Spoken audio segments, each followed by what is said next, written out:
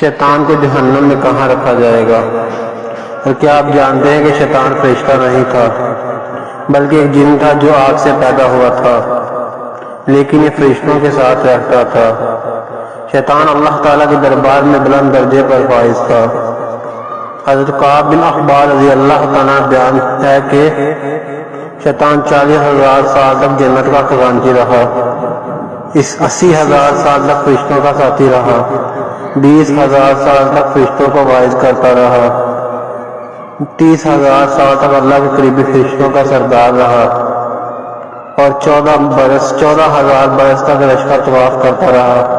پہلے آسمان میں اس کا نام عابد تھا، دوسرے آسمان پر اس کا نام زاہد تھا، تیسرے آسمان پر اس کا نام عارف تھا، چوتھے آسمان پر اس کا نام ولی تھا، پانچویں آسمان پر اس کا نام تقی تھا، چھٹے آسمان پر اس کا نام خازن تھا، اور ساتویں آسمان پر اس کا نام عزازیل تھا، اور لوح محفوظ میں اس کا نام ابلیس لکھا ہوا تھا۔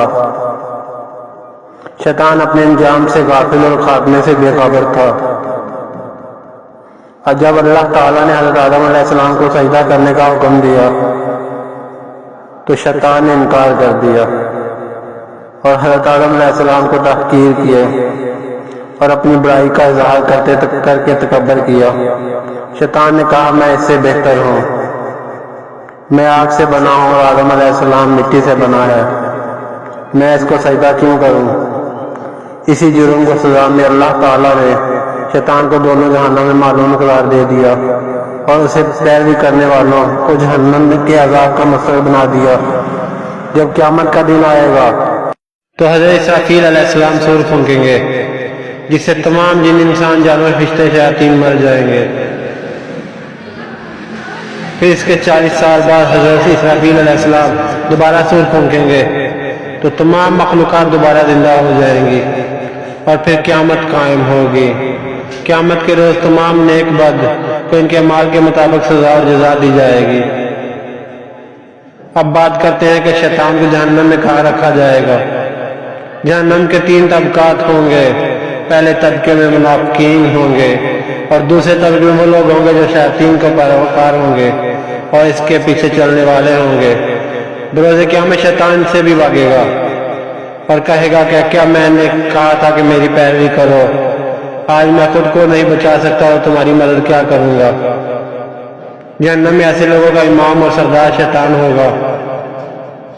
تیسرے طبقے میں عام جاہل کفار ہوں گے، ایسے کفار جن تک اسلام کا پیغام تو پہنچا لیکن جہالت اور ان کی ضد نے انہیں اسلام سے دور رکھا اور وہ دار اسلام میں داخل ہی نہیں ہو سکے۔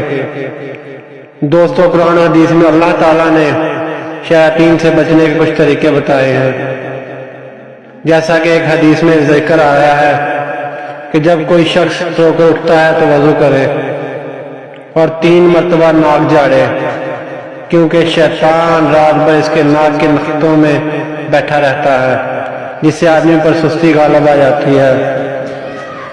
بس ناک جھاڑنے سے وہ سستی دور ہو جاتی ہے۔ ایک اور حدیث میں حضور نبی کریم محمد مصطفیٰ صلی اللہ علیہ وآلہ وسلم نے فرمایا کہ جب غصہ آئے تو اعوذ باللہ من الشیطان الرجیم بسم اللہ پڑھ لیا کریں۔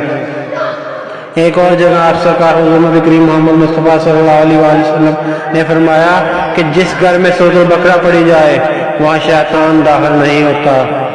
ایک اور حدیث میں آیا کہ آپ سرکار حضور نبی کریم محمد مصطفیٰ صلی اللہ علیہ وآلہ وسلم نے کہا برا خواب شیطان کی طرف سے ہوتا ہے، اور کوئی برا خواب دیکھے تو بائیں جانب تھو تو کرے، شیطان کے شر سے اللہ کی پناہ مانگے، اس عمل سے شیطان اس سے کوئی نقصان نہ پہنچا سکے گا۔